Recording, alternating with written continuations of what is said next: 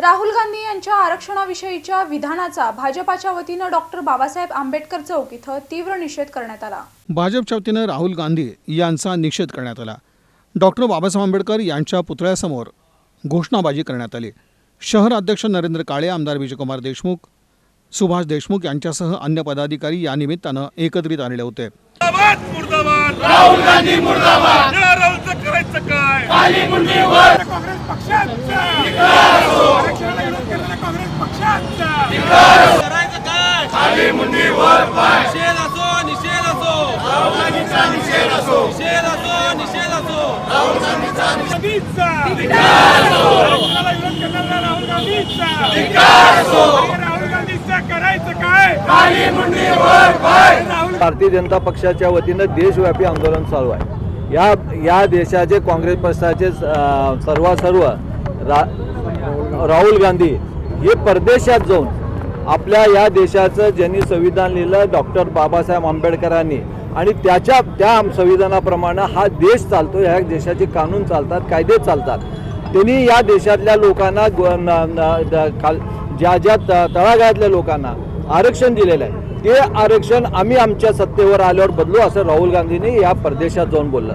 त्याचा निषेध करण्यासाठी या देशामध्ये लोकसभेच्या निवडणुकीमध्ये राहुल गांधी हातात संविधान घेऊन शपथ खात होत्या आणि लोकांसमोर जाऊन खोट्या निगेटिव्ह प्रचार करून निवडून आल्या आणि आज निवडून आल्यावर त्यांच्यातला पोटात एक आणि ओटात एक दिसून आलेला आहे। लोकसभेच्या निवडणुकीच्या कार्यकाळामध्ये काँग्रेस महाविकास आघाडीनं महायुतीवरती भारतीय जनता पक्षावरती आरोप केले, घातांक खोटे आरोप केले, संविधान संपवणार, आरक्षण संपवणार अशा प्रकारचा अपप्रचार करून नेरेटिव्ह देशभरामध्ये पसरून स्वतःची पोळी भाजण्याचा प्रयत्न केला, पण देशातल्या नागरिकांनी ती संधी दिली नाही आणि खऱ्या अर्थानं काँग्रेस आणि त्यांचे नेते, महाविकास आघाडीचे सर्व नेते त्यांच्या मनात जे आहे ते आता ओठात यायला लागलेलं आहे। गांधींनी जाऊन वॉशिंग्टनला आपल्या देशाबद्दल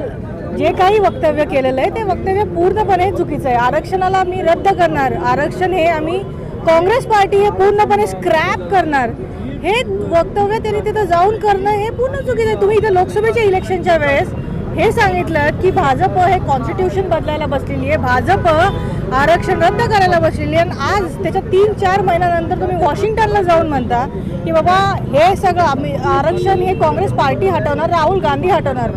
राहुल गांधी कसल्या आरक्षणाबद्दल बोलतायत? अहो तुम्ही आंबेडकरांनी जेव्हा 1951 मध्ये रिझाईन केलं नेहरू कॅबिनेटमधून, त्यावेळेस आंबेडकर जेव्हा इलेक्शनला उभे राहिले 51 मध्ये, त्यावेळेस याच काँग्रेसने आंबेडकरांना पाडण्यासाठी आंबेडकरांच्या असिस्टंटला त्यांच्या विरोधात उभं केलं होतं। काय सांगते काँग्रेस? कधी त्यांनी आरक्षणाचा पाठिंबा दिलेला आहे? आरक्षणासाठी झटलेलो आम्ही आहोत, आम्ही आलो तेव्हा काँग्रेस पार्टीला लक्षात आलं की त्यांचा अध्यक्ष हा कुठला तरी मागासवर्गीय असला पाहिजे, म्हणून त्यांनी खरगेंना अध्यक्ष केला। तर काँग्रेस जन्माला आल्यापासून गांधी फॅमिली सोडून कधीही त्यांच्याकडं कुठला दुसरा अध्यक्ष नव्हता। अलीकडेच राहुल गांधी यांनी अमेरिका दौऱ्यात आरक्षण रद्द करण्यासंबंधी भाष्य केलं होतं। याच राहुल गांधींनी भाजपाविरोधात संविधान बदलणार असा खोटा प्रचार केलाय, याचा निषेध म्हणून आजची निदर्शनं असल्याचं नरेंद्र काळे यांनी सांगितलं।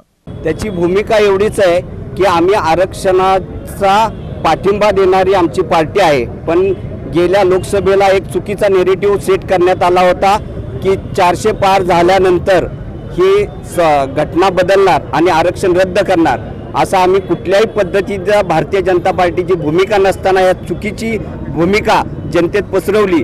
पण खऱ्या अर्थानं काँग्रेसच्या मनात काय हे काँग्रेसच्या कालच्या राहुल गांधींच्या वक्तव्यावरनं लक्षात आलं की आम्ही सत्तेत आल्यानंतर आरक्षण रद्द करू, ही त्यांची जी खरी भूमिका आहे ही आज जनतेसमोर आली। आणि वेळोवेळी कधीही त्यांनी घटनेचा किंवा ह्याचा कधीच संविधानाचा कधीही आदर केला नाही, कारण संविधान हातात देऊन म्हणजे चिडवण्यासाठी त्यांनी उपयोग केला, कधी त्याला नतमस्तक झाले नाही किंवा संविधानाचा आदर त्यांनी कधीही केला नाही।